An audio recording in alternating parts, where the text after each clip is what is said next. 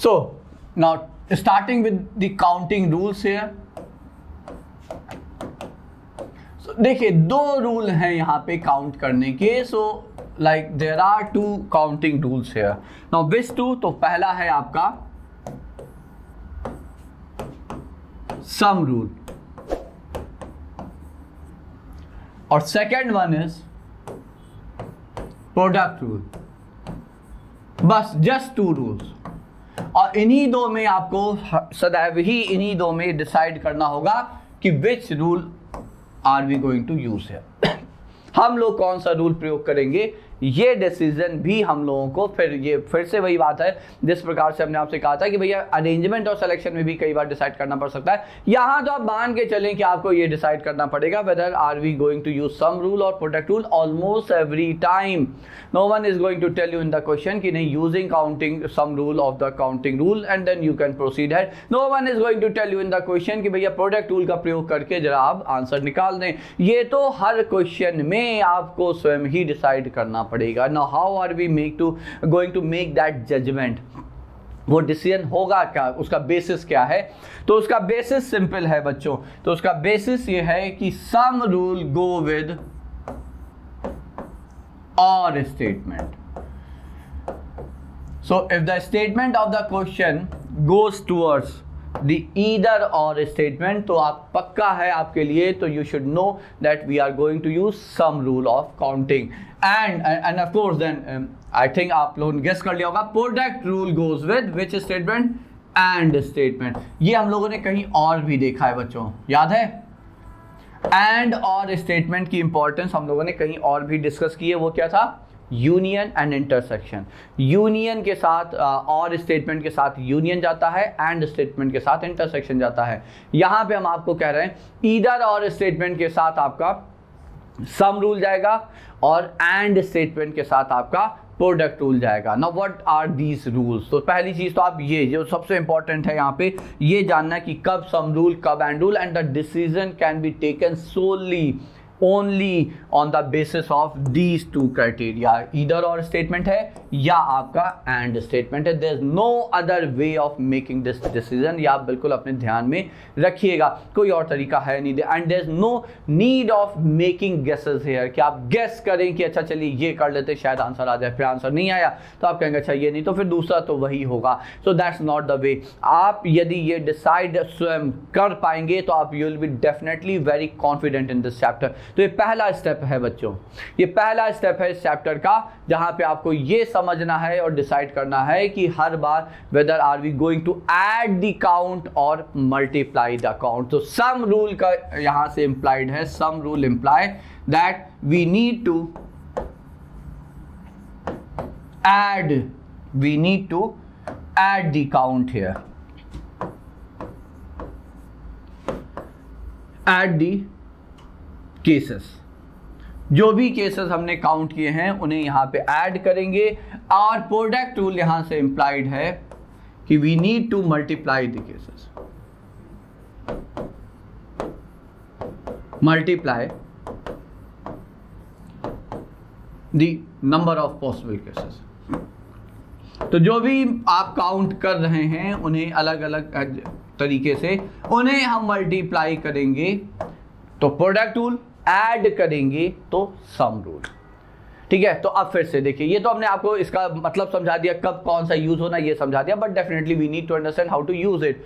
तो कब ये किसको ऐड करने की बात हो रही है, किसको मल्टीप्लाई करने की बात हो रही है, of course we need to understand it. So let me take up an example here to make you people understand this in a better way. तो एक देखिए एक एग्जाम्पल यहाँ पे एक छोटा सा समझते हैं. पहले एग्जाम्पल है, मान लीजिए ये एक ऑडिटोरियम है. मान लीजिए आपके स्कूल का ये ऑडिटोरियम है, ऑडी है.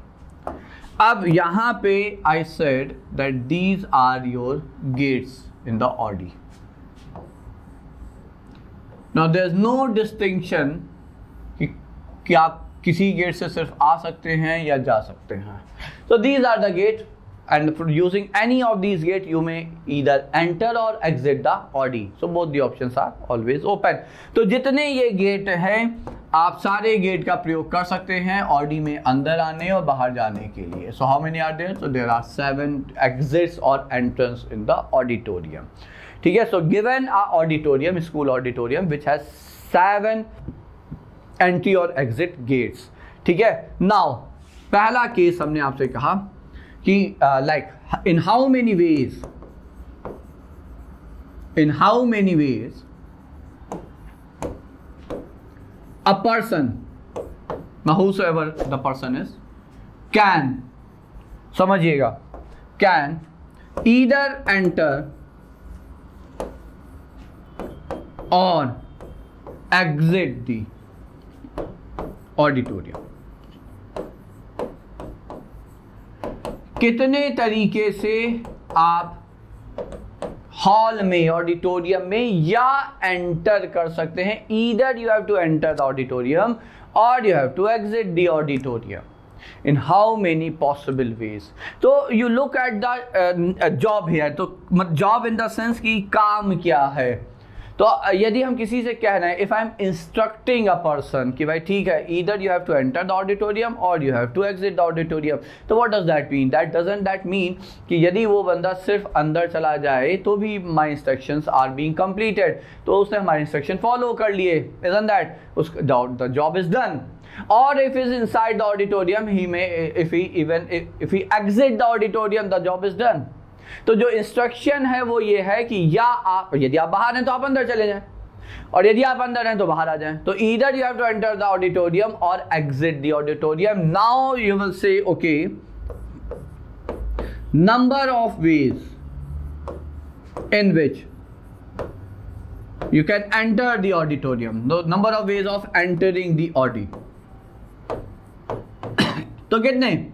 तो ऑब्वियसली 7 तरीके. क्यों 7 तरीके? क्योंकि भैया 7 ही तो गेट है. आप ऑडिटोरियम के बाहर खड़े हैं तो आप अपने से ये भी, तो आप स्वयं से भी ये बात पूछ सकते हैं ना कि भाई कितने तरीके से अंदर जा सकते हैं. तो you can look around like 7 gates. आप किसी भी एक तरीके से अंदर चले जाइए, आप अंदर पहुंच गए. So you have 7 ways of entering the auditorium and once you enter the auditorium the job is done. The job is done. क्योंकि आप यदि बाहर हैं तो आपको सिर्फ अंदर ही जाना था. ठीक है. या ईदर और या. सो नंबर ऑफ वेज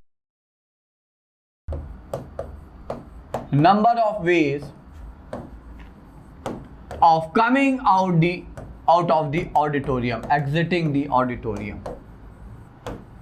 तो यदि आप अंदर हैं तो बाहर आने के कितने वेज? तो भैया ये भी 7 तरीके.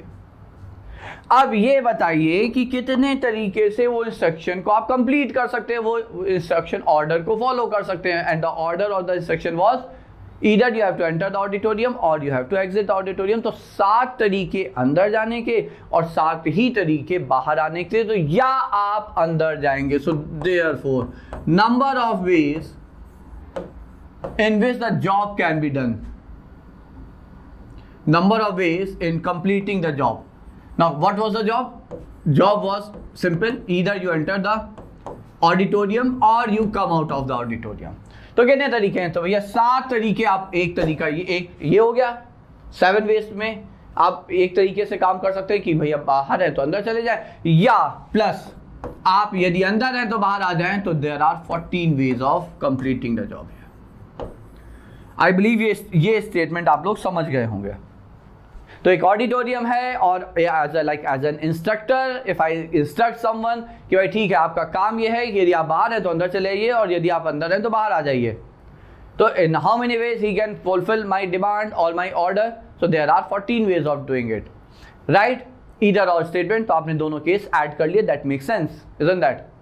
ठीक है. अब हमने दूसरा केस देखिए कंसीडर किया. इंस्ट्रक्शन है यहाँ पे कि वहां पे पहले देखिए यहाँ पे इंस्ट्रक्शन क्या था? In how many ways a person can either enter और exit the auditorium. Now I will say in how many ways. In how many ways a person can enter and exit the auditorium. Enter and. अच्छा यहाँ तो clear है. And शब्द का प्रयोग यहाँ वहाँ पे ईदर और का प्रयोग कर लिया था, यहाँ पे हमने एंड का प्रयोग कर लिया. तो ये तो क्लियर है कि भैया हो क्या रहा है. Enter and exit the auditorium.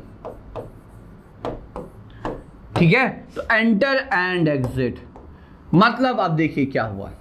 पहले तो आप इसे समझें, व्हाट्स द डिफरेंस। वहां पे ये था कि दो स्टेप ईदर और वाले थे, आप दोनों में से कोई भी स्टेप आप कंप्लीट कर देंगे, द जॉब इज डन। आप अंदर से बाहर चले जाइए, द जॉब इज डन, या बाहर से अंदर आ जाइए, the job is done. But यहां पे ऐसा नहीं है, you don't have a choice. यहां पे you have to both enter and exit the auditorium, आपको अंदर जाना है और फिर अंदर से बाहर भी आना है।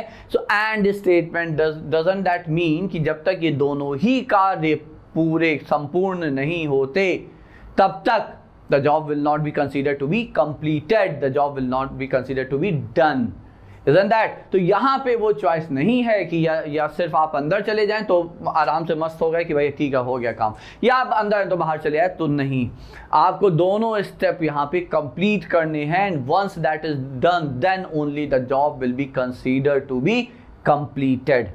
ठीक है, अब यहाँ पे वापस आइए तो देखिए number of ways of entering the gate is 7। So number of ways of entering the auditorium rather of entering the auditorium, तो अंदर जाने के कितने तरीके, तो 7 तरीके क्योंकि 7 गेट है।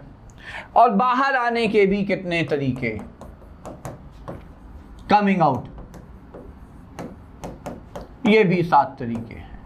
अब आपके मन में आएगा कि भाई मल्टीप्लाई क्यों कर रहे हैं, बिल्कुल एंड स्टेटमेंट है, तो ये तो हमने आपको पहले ही बता दिया है कि हमें प्रोडक्ट रूल पे जाना है, बट क्यों जाना है ये भी जान लीजिए। देखिए, आप कोई व्यक्ति यहाँ पे किसी एक गेट से एंटर कर गया, ठीक है, तो आई number them I think like this, तो 1 2 3 4 5 6 7 8। अब मान लीजिए a person enters the like hall और द ऑडिटोरियम गेट 2, यहाँ से वो एंटर किया तो G2 से वो एंटर करता है बंदा। Now if he enters from gate 2, तो how many like possible ways he has to come out of it. तो एक बार वो ऑडी के अंदर चला गया तो बाहर आने के कितने वेज हैं, तो बाहर आने के देयर आर 7 वेज। वो G1 से आए, वो G2 से बाहर आ जाए, भाई ये तो है नहीं, आप किसी से अंदर आ सकते हैं, किसी से बाहर जा सकते हैं। So we have 7 ways of coming out, 7 ways of like coming out of the auditorium. आप गेट 2 से गए तो आपके पास कितने तरीके बाहर आने के, 7 तरीके हैं। आप G2, आप कॉम्बिनेशन समझिए, तो एक तरीका हो गया कंप्लीट करने का जॉब, G2 से गए G2 से बाहर आए, एक तरीका। आप G2 से गए G1 से बाहर आए, isn't that the different way? Of course, yes. आप G2 से गए G2 से बाहर आए, आप देखिए ना इसमें, तो G2 एक तरीका, G2 G1 ऑफ कोर्स अलग तरीका, G2 G3 अलग तरीका, G2 G4 अलग वे, तो कितने वे, 7 वेज हो गए। ठीक है, अब यहाँ पे ये भी तो एक पॉसिबिलिटी हो सकती थी कि भैया आप G1 से जाते या G1 से आते और फिर भी आप के पास आने के 7 तरीके हैं, G1 से बाहर आए, G2 से बाहर आए, G3 से बाहर आए and dot dot dot. So again there are 7 ways of coming out. अब यदि आपके दिमाग में आ रहा हो कि नहीं भाई G1 G2 का कॉम्बिनेशन तो सेम है, तो सेम नहीं है। क्यों सेम नहीं है, क्योंकि G2 G1 में क्या हुआ, आप G2 से अंदर गए, G1 से बाहर आ रहे हैं। एंड G1 G2 में क्या हुआ, आप G1 से एंटर किए, आप गेट 1 से एंटर किए और गेट 2 से बाहर आ रहे हैं। So those two will be counted as 2 different ways of completing the job, isn't that? Doesn't matter कि आपने वही कॉम्बिनेशन ऑफ गेट यूज किया है, बट पहले वाले केस में आपने G2 गेट से एंट्री ली और G1 गेट से एग्जिट लिया। सेकेंड केस में उल्टा है, आपने G1 से एंटर किया, आप G2 से बाहर आए, so definitely they will be counted at different ways. तो कितने तरीके, तो G2 से अंदर गए तो 7 तरीके बाहर आने के, G1 से अंदर गए तो 7 तरीके बाहर आने से, G3 से अंदर गए तो भी 7 तरीके बाहर आने के। तो टोटल कितने वेज हो गए, टोटल हर गेट से एंटर करने के बाद आपके पास 7 तरीके हैं, हर गेट के करस्पॉन्डिंग 7 वेज। तो टोटल गेट कितने, 7 गेट। तो 7 + 7 + 7 हाउ मेनी टाइम्स, 7 × 7 7 टाइम्स। तो देखिए प्रोडक्ट, आप बचपन में आपको बताया गया होगा, आप लोग समझते भी होंगे कि product is like repetitive addition, isn't that? आप 2 को 5 बार ऐड करिए तो 2 × 5 10 हो जाएगा। So instead of writing 2 + 2 + 2 + 2 + 2 5 times, you can directly write 2 × 5. The same is the case here. तो एंड स्टेटमेंट में एक्चुअली हो क्या रहा है, आप ऐड तो केस कर ही रहे हैं लेकिन रेपिटेटिव एडिशन है, 7 + 7 + 7 + 7 कितनी बार, 7 बार. तो 7 ways of entering the gate, 7 ways of exiting the gate. So therefore total number of ways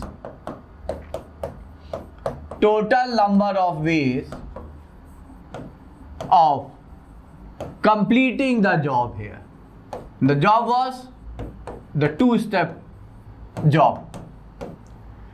2 step का काम था, वो क्या था? एंटर करना और बाहर आना. तो 7 तरीके एंटर करने के, 7 तरीके बाहर आने के, तो 49 ways of doing it.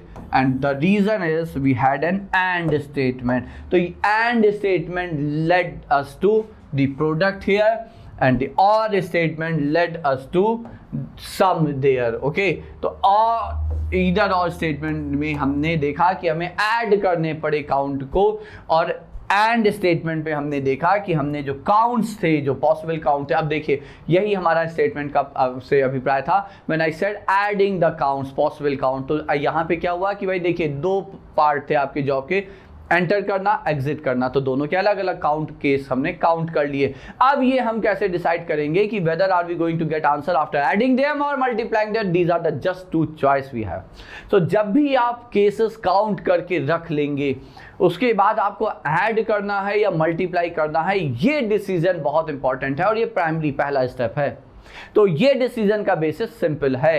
You need to ask yourself whether the statement of the question is leading you towards either or statement, or it is leading you towards and statement. Okay, so accordingly you will decide whether are we going to add the counts or multiply the count. Done?